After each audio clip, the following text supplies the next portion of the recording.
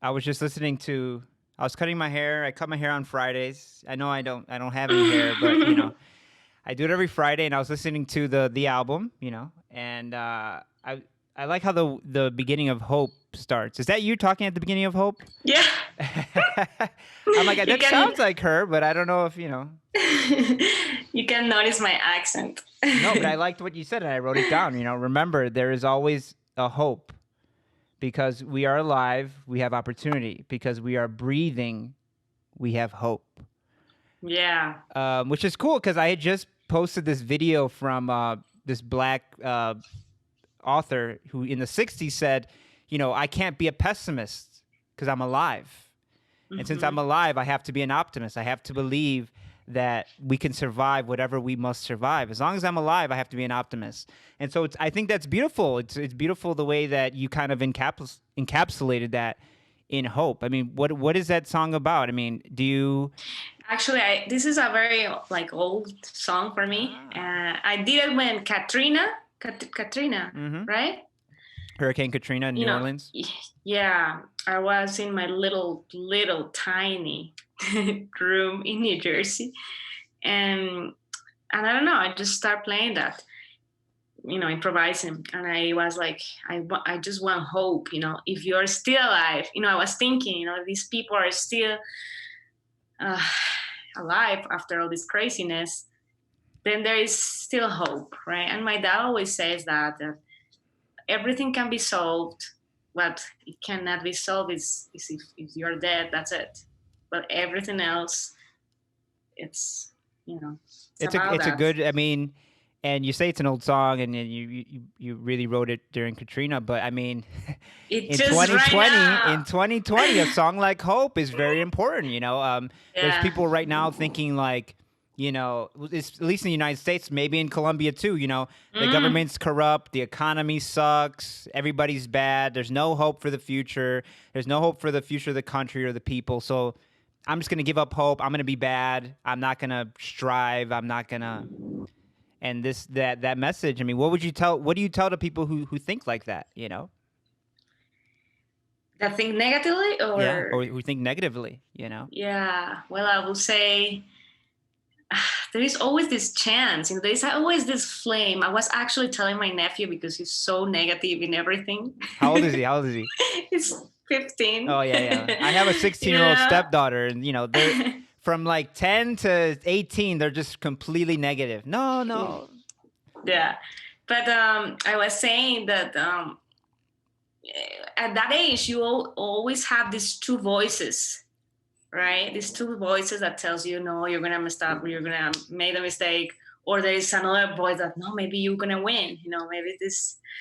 So there's always these two scenarios, and you always have to think for the best. And like right now we see this virus that is taking our lives, right?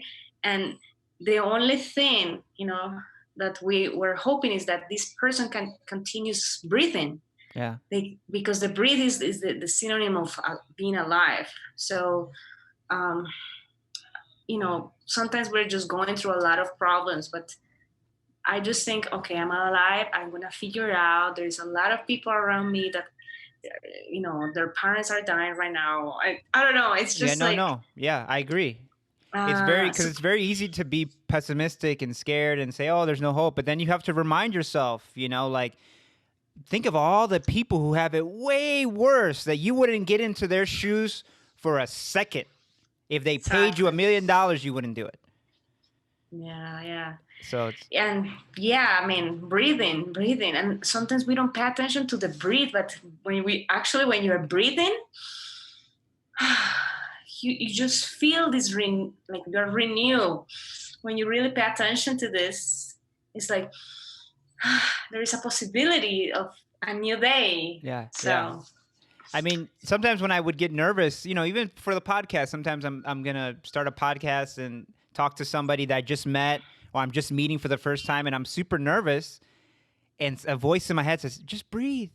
And then when you breathe, you realize, oh, everything's okay. I'm breathing. They're breathing. Yeah. We're just people. Relax. but yeah, it's a beautiful message. I just wanted to bring that up. But yeah, the album, everybody go out and get it, is Vida Profunda, which it is, isn't it? The vida is muy profunda, right? And you know, again, forgive me for rehashing, but it's such a beautiful story, and I don't mind hearing it again. You know, your story. You know, you're from Cali, Colombia. You know, or and your parents are from the rural area of that. So like, you know, I think non-Latino or Latino, reading your press, a lot of people are so impressed to hear this classically trained, classically high quality music coming from, you know, no mean to diminish, but that's how people see it, right? Coming from this girl from Colombia, right? And people are like, well, who's this girl, and how does she know how to play piano like this, and how does she know all these classical? So how do you know? How did you get into piano? I mean, first time we talked, you said that your mom worked across the street from the music conservatory in Cali, and you were 6 years old, and she decided to send you there. But just I mean, like that. Just like that. Just like that. And she told my dad, I want her to study music, and she put me and my brother, and that's it. After that, it's just history. I just started there. I was like going there 3 times a week. But you're 6, so what did you think when your mom told you? I was having fun because everyone was doing the same thing, right? Yeah, and I like to sing, and I was thinking, I don't know, I just really like it, and I was growing up with my friends. I really admire my friends. Yeah. And it's so important, the people you have around you, right? I mean, there's that saying, you know, dime con quién anda, te digo quién eres, right? But it's so true. Like, you know, especially when you look back, you're like, oh man, my friends who I was around really formed who I became. Yes, I think they definitely did. They don't know it, but yes. Your brother still play an instrument? No, my brother, no. I continue. What happened there? What happened there? I mean, obviously you loved it, but he didn't love it. No, he just took different paths, and not for everybody. But yeah, I mean, I just continue. When you start doing something since you are very, very little, it's like it's a habit, right? It's just become part of you, and then at the end you figure out this is for you or not. And I think also music gives you a lot of tools to be a little bit more mature sometimes for some reason, and really understand a lot of things. So would you say music or art in general? Art and music, I guess. Yeah, I mean, I just say it for, I think there's a lot of discipline in music, right? A lot of discipline. Yes, yeah. So I figure out that I did want to continue with music. My other friends continue with other careers, but I can tell that there is a lot of sensitivity and like a lot of towards art and towards their lives. You know, like I know that music helped them in a way to be humane. You know, like so. Yeah. I think it helped music education and to me make me a musician, but they did it in a different way. Yeah. And you started out classically trained. I mean, and so yeah, obviously I read that, you know, at 14, I guess the person at the conservatory that you studied under introduced you to jazz. Oh yes, I had a friend who showed me some records, and I was like, wow, what is this? You know, so I really love it. What I was listening, I was like 14, 13, I don't remember. And I continued listening to that music. And then I found this teacher that knew some kind of, you know, he knew some information about jazz. And I guess, I mean, he was the only one that was close to what I was looking for. So at the same time I was doing classical, I was starting to study theory, jazz theory, and things like that. And but you're how old? You're 14, 15, the same age 15. As your... Yeah. while your nieces or your nephew is pessimists, here you are 15 learning jazz theory. Yeah, actually, I was his first student, female, at the time. And he was not really a teacher at the moment, but he became because of a lot of musicians around that knew that he was a great musician. And yeah, his name is Jaime now. And yeah, he's like my friend now. And yeah. But he's your friend, but isn't it crazy that maybe even he won't ever realize that, he showed you something, he pushed you in a direction that took you to where you are now, but that's how life is, definitely. Right? That's how life is. Definitely. So you found jazz, right? So but is there jazz in Colombia? No, there is no jazz. See, I always thought that jazz was a Caribbean thing. I thought, in America we hear that jazz comes from New Orleans, right? It comes from Cuba, yeah. It comes from the Caribbean, right? From the African influence and the Spanish influence. But there's no jazz in Colombia? At that moment, there were this teacher had different bands that he lead at that moment. And he had a big band, jazz big band in the conservatory. And he also had a place where he used to play every night.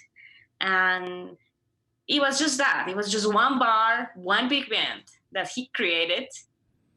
And that's it. So there was not really, there's still not really a big movement, but definitely now. He even has a jazz festival now. It's called Utopia Jazz Festival. Utopia, because it's kind of strange to have a jazz festival in Cali. Cali is a city where you it's well known because of salsa. It's called La Capital de la Salsa, the capital of salsa. Right. And so he's been always promoting the love for jazz and improvised music. He is himself a pianist. So I started with him until I left and decided to, live in a different country, study this music. And I consider that jazz has helped me to kind of build the musician I am. And sometimes I just don't think I am a jazz musician. I'm just a musician that likes jazz. Has all these elements. Yeah. Well, I was gonna say, because isn't it silly to say just jazz or just because to me, you say salsa. To me, I'm like, as somebody who's outside of music, salsa and jazz have a lot in common, right? Yeah, Latin jazz. There's a lot of a lot of things that you use in Latin jazz of salsa and montunos and anyway, but yeah, as I just wanted to say that jazz has helped me to kind of shape my way of see music and produce music and create music. Yeah, and as the same way as classical music has helped me to all of this. Yeah, you have to know classical music, right? Even if you want to do pop music, would you say you have to know? You have to know the best of the best, right? The basics, yeah. Yeah. And your mom, what did your mom and dad are still with us? They're not? Yeah, they're with, yeah. Oh, and what did your mom does? And your dad is a poet, right? A professor or something? He's a teacher, literature teacher. And he still recites poetry. Yeah, you were telling me last time that he is full of poetry and something. Isn't that where you got the idea for Vida Profunda? Where he called you one day and he just starts reciting this poem from the Colombian poet, his poem Vida Profunda, and he's talking about how life is crazy. And it's up and it's down and it's happy and it's sad, but it's life. It's big, it's wide, it's deep. Exactly. And you're like, oh, that's a song. Right? Yeah. You told me last time. You're like, oh, that's a song. Yes.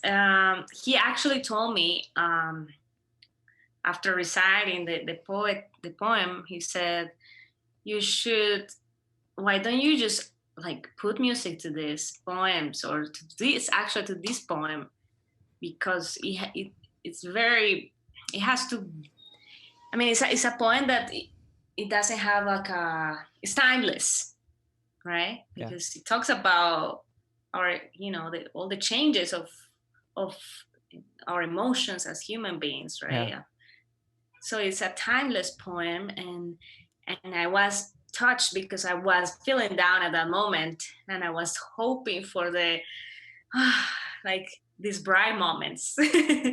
So music gave me the bright element that I needed, because as soon as I finished talking to my dad, I read the poem, I put it in front of me on the piano, and I started composing the music for the first verse. Verse, no, how do you call it? Stanza or Poetry. whatever. Or Yeah, quatrain, yeah. Or yeah. whatever the first, yeah. So yeah, so I started like that, and I just felt, oh wow, there is light now. You know what I mean? Just by doing this music, now I feel much better. I don't feel sad anymore. I feel like I'm converting this feeling of sadness that I had at the moment into something positive, which is the creation of music, right? Yeah. In that moment. And that song came out very, very easily.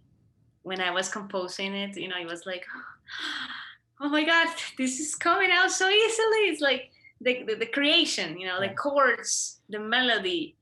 So I was so excited, and I immediately changed all my feelings into positive and happy.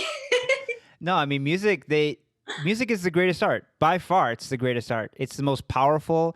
It's the art that makes people, even if you don't know the words, it'll make you move. It literally makes you move, right? A painting doesn't do that. In a painting, you can interpret, oh, it means this. And the music, you either feel it or you don't.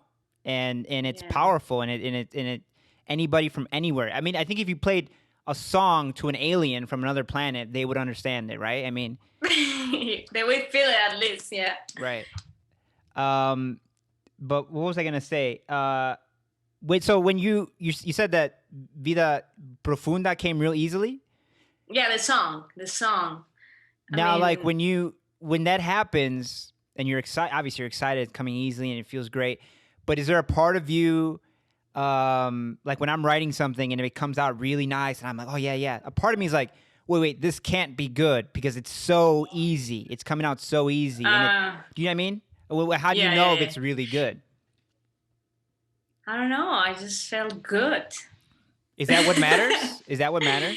I mean, in music, there is a lot of like, it's a little hard because I remember last time you tried to explain counterpoint to me, and I was just like, eh. I mean, in music, something can be nice. I mean, beautiful melody. You know what I mean? And for someone that is not judging, like like a musician that is super expertise. Yeah. A very simple melody could be like, okay, yeah, it's just a simple melody.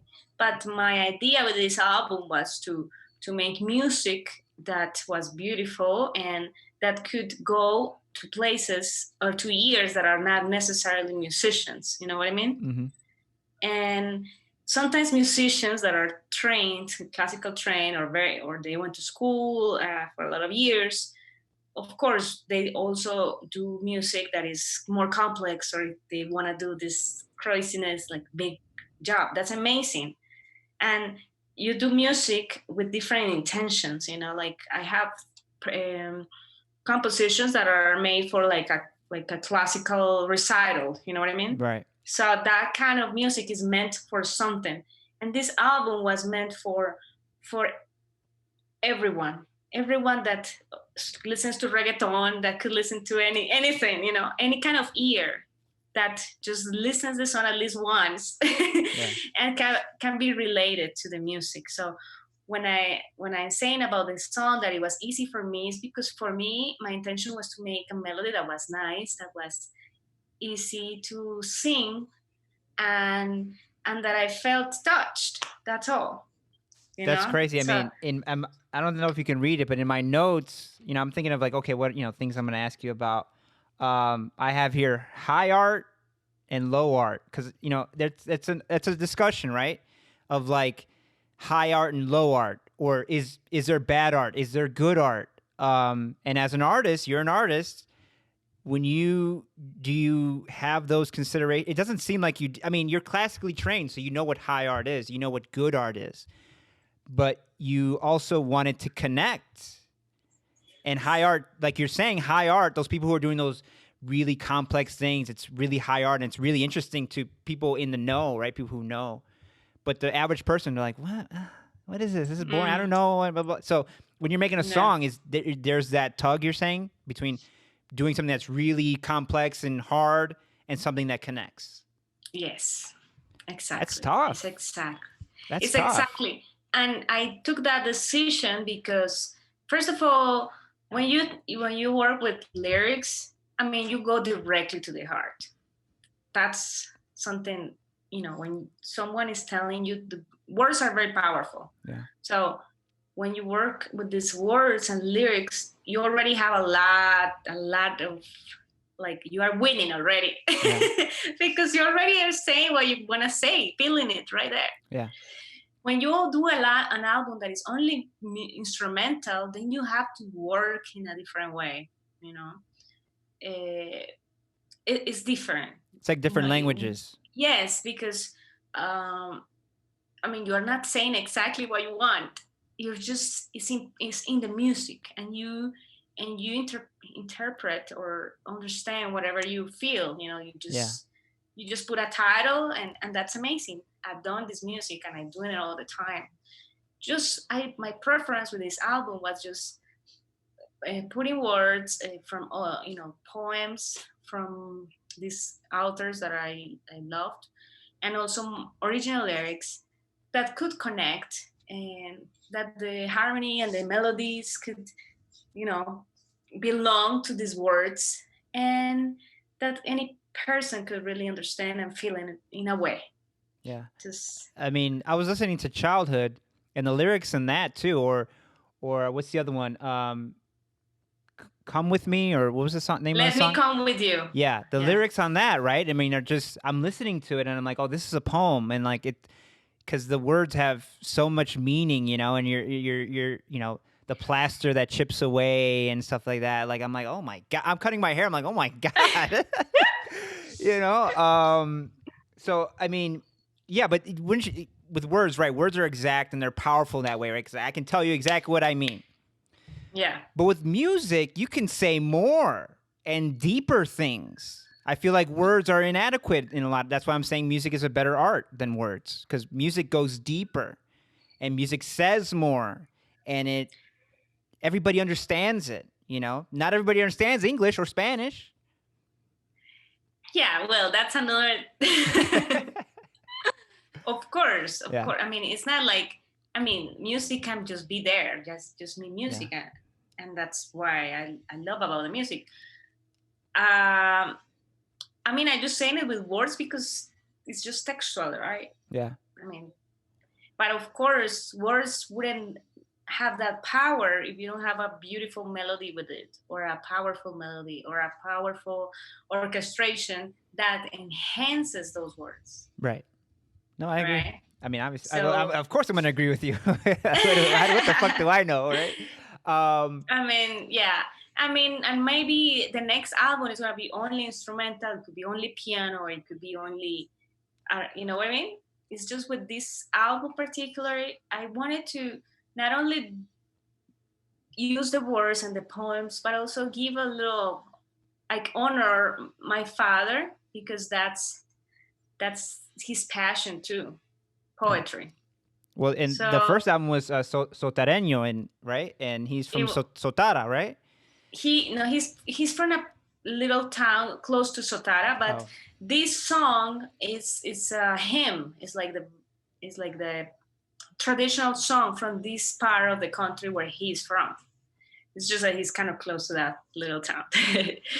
But yeah, I wanted to say, to do something that actually my dad could understand in a way, with words that I love. And actually, when I was little, I thought I could be a writer, a bad Poet. poet. I just think it's beautiful. I also have this. I mean, I in the last 5 years I've been reading a lot, and I just felt this connection. I just felt, I just have to say it because there is a lot of, Stella is for my mom. I wrote it. No te vi crecer is a song that I did for someone from my family that it was kind of hard. You know what I mean? So it's like a lot of stories that are part of my life or people around me, and I just wanted to let them out and say, "That's it. This is it." I just don't have to deal with these stories anymore. Other people. Well, I mean, would you say that making art for you or in general is therapy? That an artist is trying to get something that's inside of them out and they have to, or else they're going to die, Yes. you know? Yes. Yeah, you have to let it out.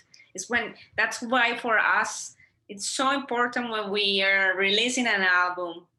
It's so personal. It's such a thing that is so personal. And then you breathe. I was You going to see that say, the breathe coming yeah. when you let the music out to the world, and you're like, okay, now what is next? What is next after all this, right? But as far as After like all reading this. reviews and stuff, I mean, since it's so personal, I mean, one, if you get a bad review, then you're like, oh, that hurts. But then at the end of the day, you're like, well, it's not for you then. If you didn't like it, then Oh yeah. it's not for you. Like, it's personal. I think it's good. I like it. I've studied my whole life. I like it. I think it's good. What do you know? You just review music, you know? Yeah.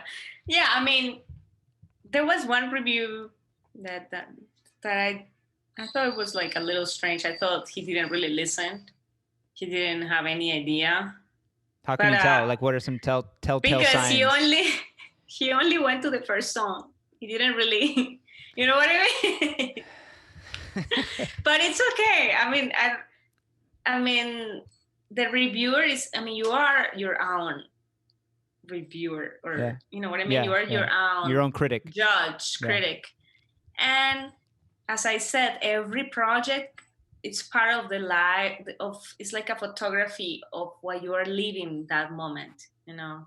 So if you are living this, how do you say, like this search for words, for poetry, for music, for putting an album like this way, this is how you were feeling in this moment. Yeah. 2 years later will be another kind of project. You know what I mean? And Yeah. you will be a different person.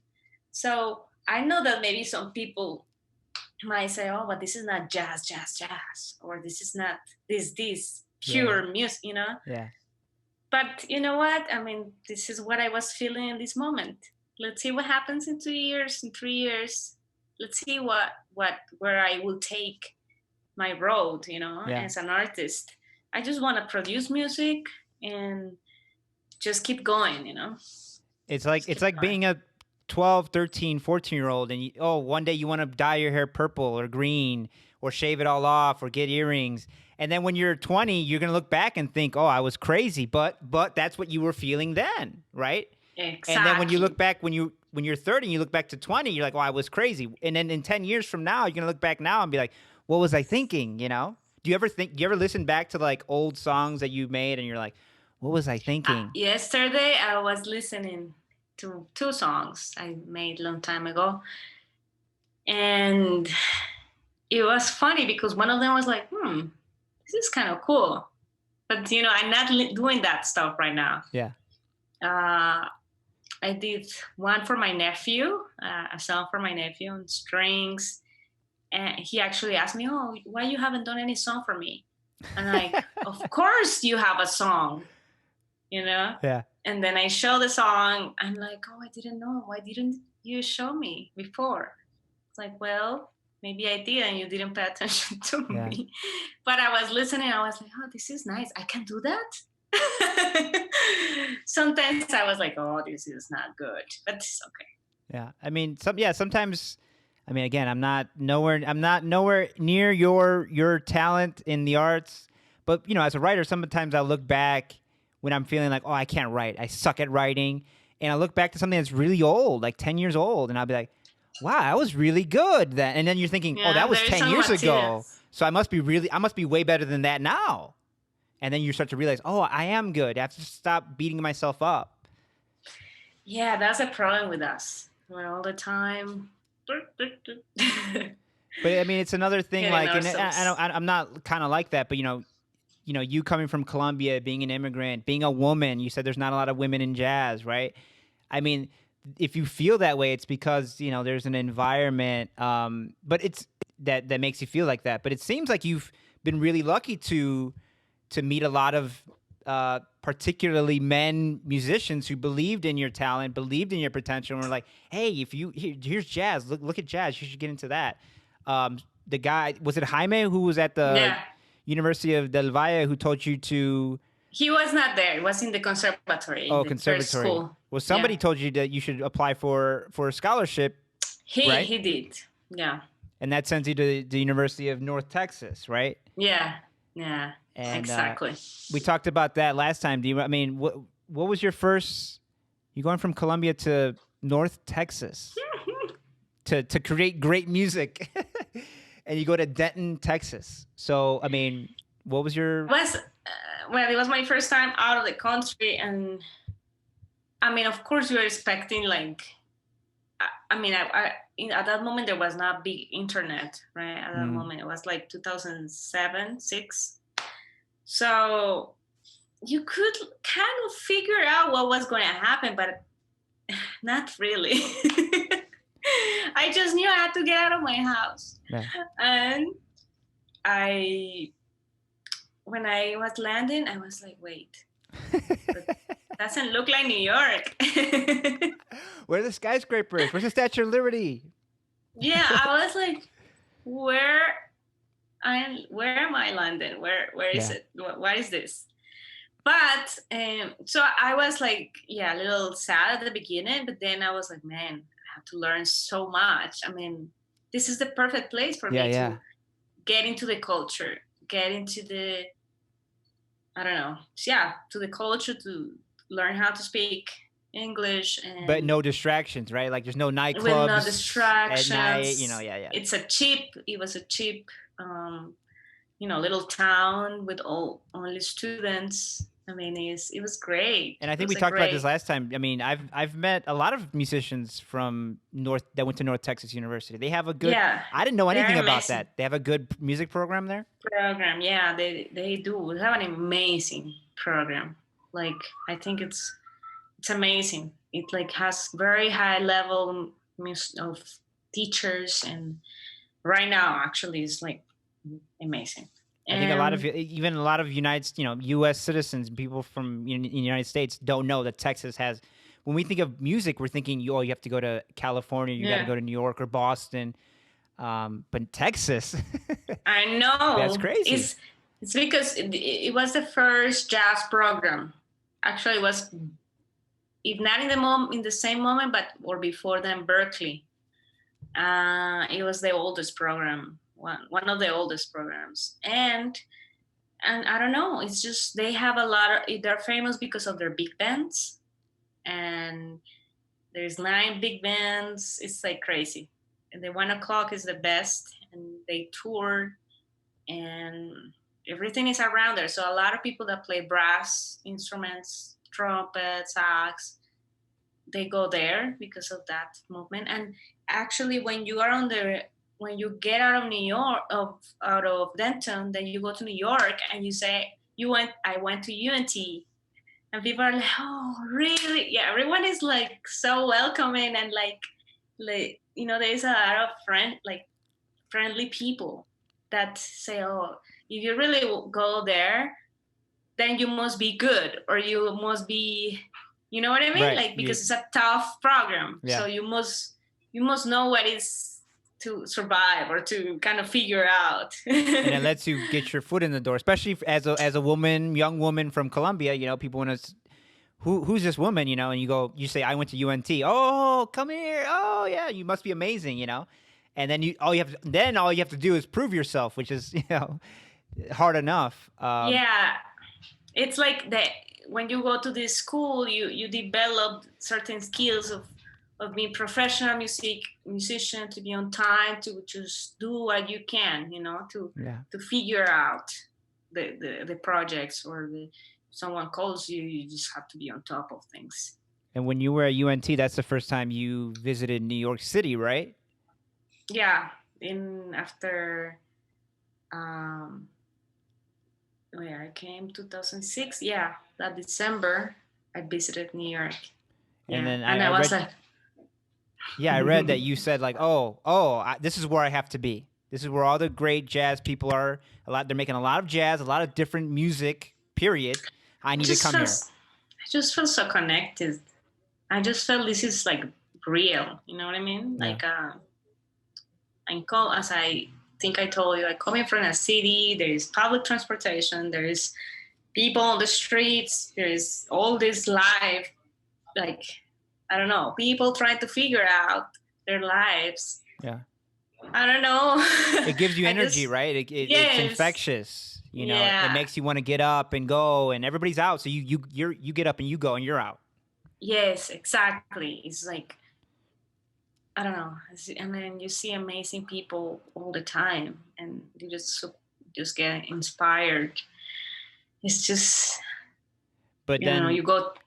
Mm-hmm. the environment that was in New York then with the night, you said, you would go to different nightclubs and there's jazz everywhere or music being played everywhere in all the nightclubs, right? Or the clubs. And but that's environment's gone now, right? Last time I was talking to you, you said that they had invited you to do some virtual concert in the fall. And now a lot Yeah. of those things are just being canceled. Yeah, like right now, New York is not New York.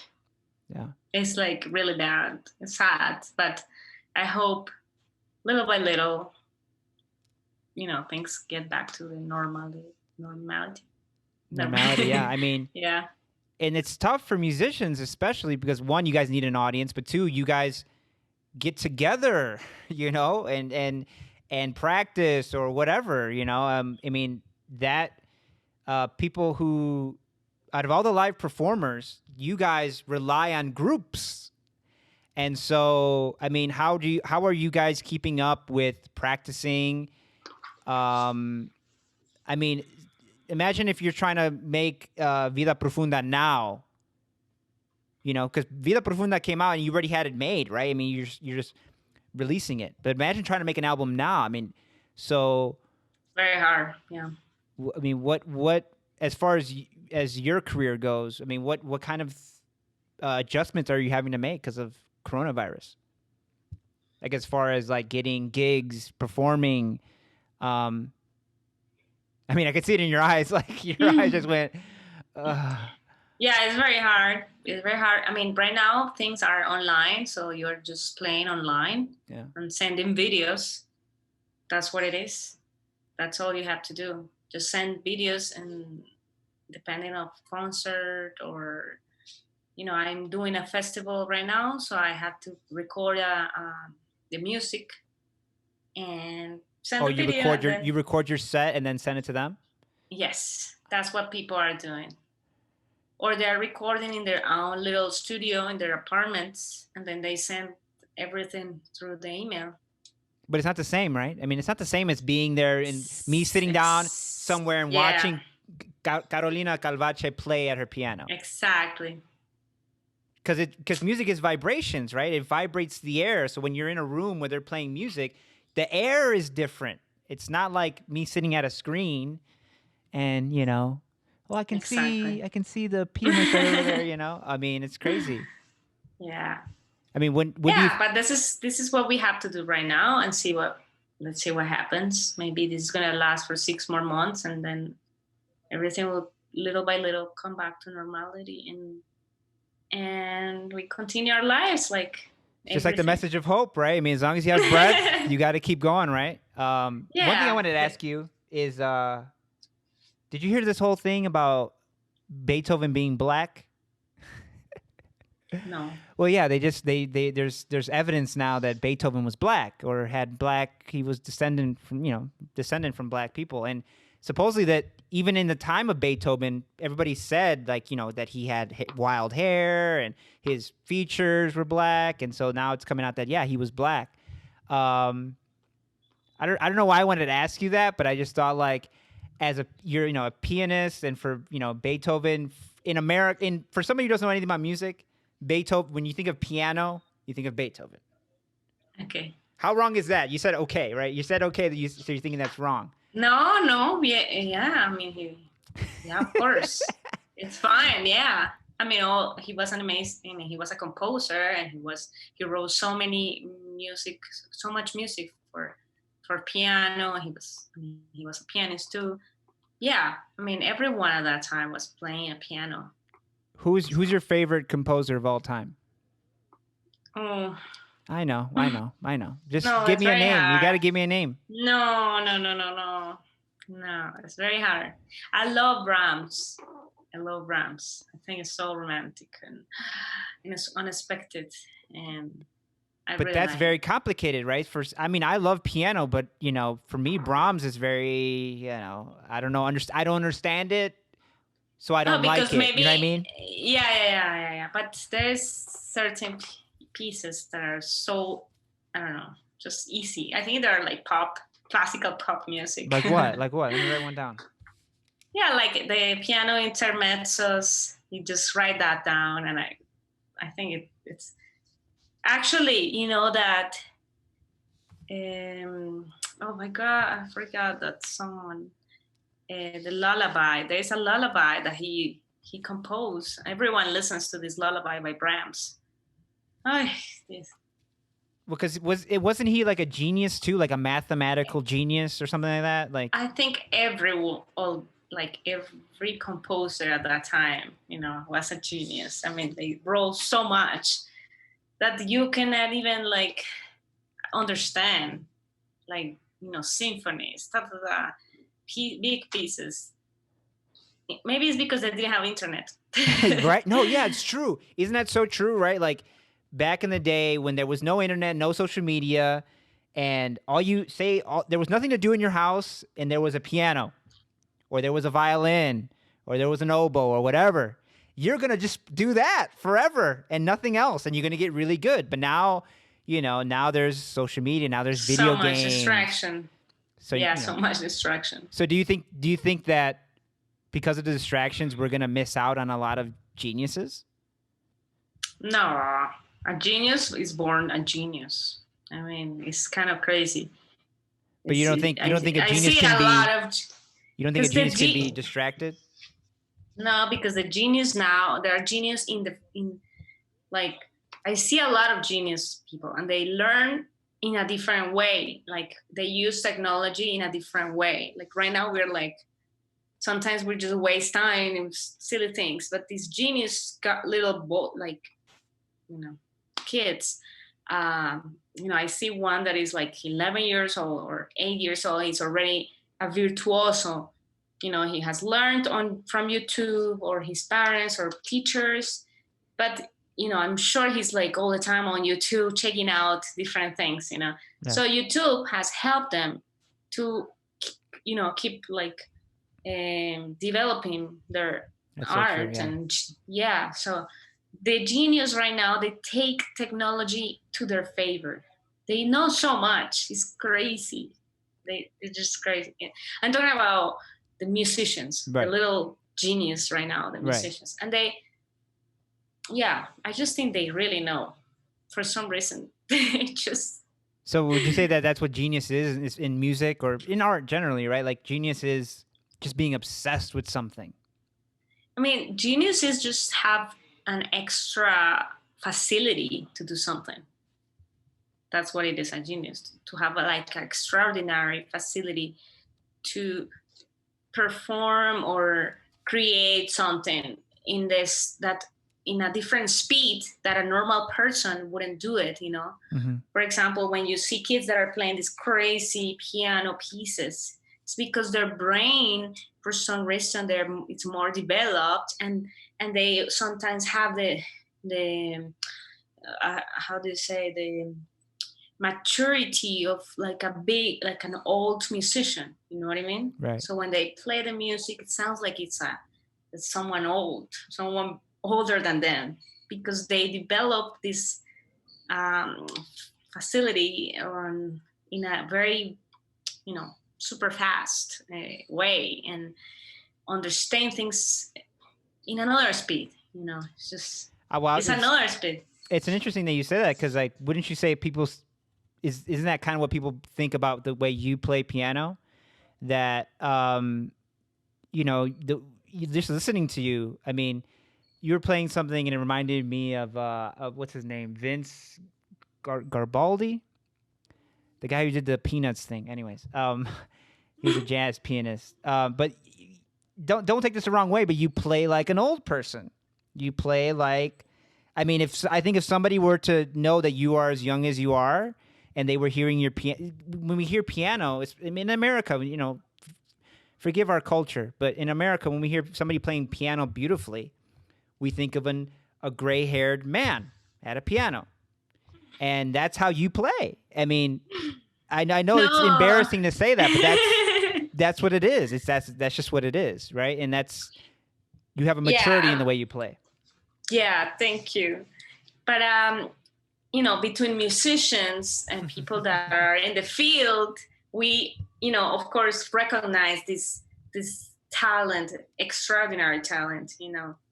For example, someone that can improvise, and you're 8 years old and can improvise like that. You know what I mean? When I was 8, I was just waking up and kind of figuring out. But there are kids that at 8, 9, they're already improvising like an old person. So that's when you see, oh my God, this is a genius. This is really a genius, because he can do things that at their age they wouldn't. It's not normal. Is that the hardest part about playing music? Is improvising? No. I knew somebody who learned piano, and she was in her 50s, and she had learned piano since she was a kid. She wasn't, a virtuoso or anything, but she wanted to play blues. She wanted to do improvisation.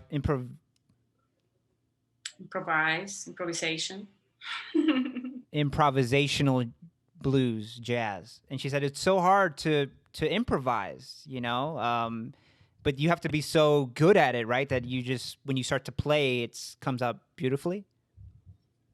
I mean, you just have to have the tools to improvise. I mean, actually, no, you don't have to have these tools. You can improvise whatever, but how can I say? You need to have some kind of language of improvisation, and you acquire this language by listening. And some people just don't have the ability, because they just don't get it. They just don't develop it. Everything you have to kind of practice. The same way a classical musician is playing all the time, complicated music, and they learn and they read so much fast. That kind of ability, you do it also with improvisation. So the more you do it, the more, how do you say it, freer. Mm-hmm. The freer it comes out. It just flows out. It comes out, and you will feel like, oh my God, I'm just creating now in the moment. I know you're teaching piano in a couple of minutes, so I'm gonna let you go in a little bit. But so I mean, do you think there's such a thing as bad art? Is art just art? I mean, I was just talking to somebody the other day about this. They're like, "Oh, art's just art." I'm like, "No, there's bad art," and then that's a controversial thing to say, right? That there's bad art. Do you think there's bad art? Well, in terms of music, I think there is bad. Like there is like really poor music. Like what makes it bad? There is. Maybe because the elements that are used are very basic, or sometimes reggaeton, for example, some of them, I don't know.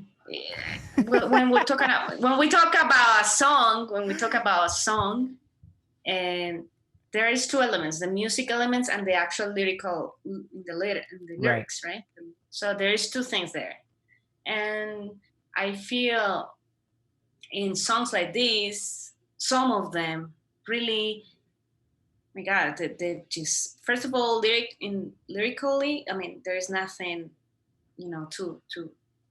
to give to the society sometimes. And some songs, not all of them.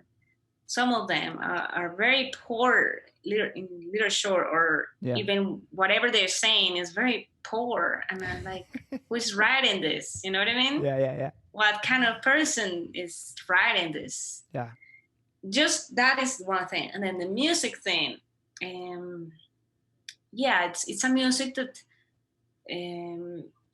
some of these songs are very poor, because they're done with like only sometimes like electronics, and you just like click, you know what I mean? There is not like a production. You know what I mean? Yeah. But a lot of music is made on the computer. Yeah. So there's a Is that lot really of music? Is that really music? If you're not playing instruments, is that really music?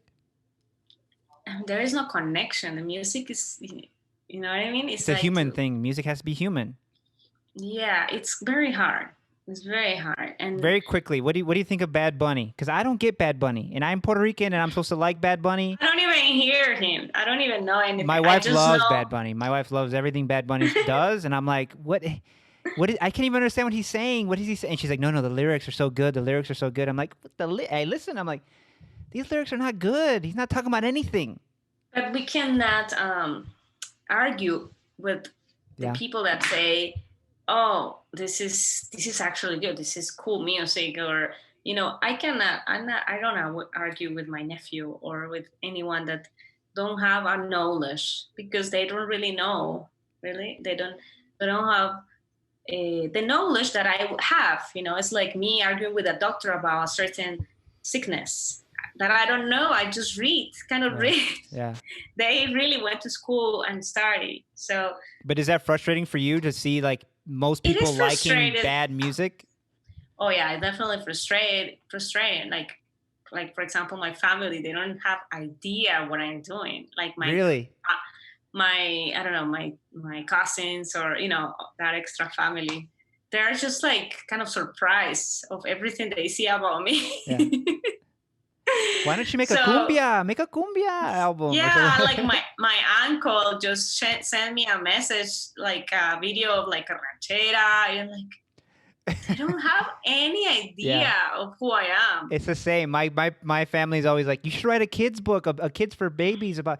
I'm like, you don't know what I do. You have no idea what I do. Yeah. So but you will learn to understand that and accept it, and just continue with your work, and that's all. Because otherwise you will be so frustrated all your life because your family don't get you. It's just, you can't chase what other people want you to do. You have to chase what's inside you. Yeah, and then also respect their opinion, even if it's not really founded. Doesn't have a foundation. Yeah. You just, for me. For me too. Trust me.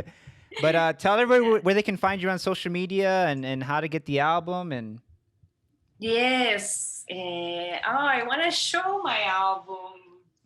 Yeah, I saw you had trouble like getting it into Colombia because of the whole coronavirus. Yeah, that's crazy. I did. Let me see something if I can. Yeah, hold on. And you're Carolina Calvache on. Oh, there you go. I mean, how glamorous do you feel when they're doing that photo shoot?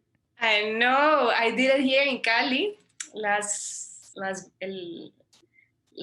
summer. Yeah, last summer. And I was finding this amazing photographer. He's also a stylist. So he did everything. And I'm like, I can't believe you can do so much. It's crazy. He did everything. And I'm so happy. Yeah. No, yeah. So, show the inside. I saw you posted the inside too, where you have the.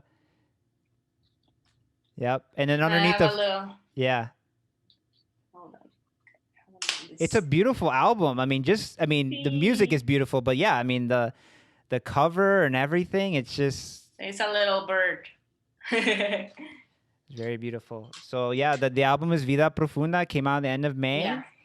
Yes. Some of the people you have on there, Ruben Blades. Name some of the other ones, the singers. Ruben Blades, Aide Milanés from Cuba, Marta Gomez from Cali, Claudia Cunha from Chile, Sofia Ribeiro, Portugal, Sara Serpa, Portugal, Lara Bello from Spain, Aubrey Johnson from New York, and Lupa Mason, who is Ruben Blades' wife. She's from New York, I guess. He's from the States. I never realized that he's Panamanian. I always thought he was like something else, but Panamanian, yeah. Yeah. Do you speak a little Portuguese too? Me? Yeah. No. I always wanted to speak Portuguese. Whenever I watched like City of God or anything from Brazil, and they talk like that, you know, I'm like, oh man, I wish I knew Portuguese, man. It's so nice, romantic, right? Isn't it? Yeah. Yeah, it sounds. La gallina, nice. La gallina. But thank you again. This was a success. Yeah. Oh, I forgot to say. So you can find it on my website, www.carolinacalvache.com, or just go to. You can also find me on Instagram, right? You're very active on Instagram. Music, very good. Yeah. And or you can just get it digital on everywhere, right? I listen to it on Spotify now. Or Spotify, or if you want to get it, you can just go to iTunes and get the album. Because Spotify, me listening to it on Spotify doesn't help you, right? I mean, I should buy the album, right? It would be nice. Well, thank you, Carolina. I know I'm taking up too much of your time, and we'll be in touch for sure. And thank you so much. Very excited. And thank you. When everything opens up, I gotta find out where you're playing and go see you live. Definitely. Yes, definitely. Thank you so much. Thank you so much for your time, and I had fun always chatting with you. Take it easy. Have a good weekend. Okay, take care. Bye. Bye.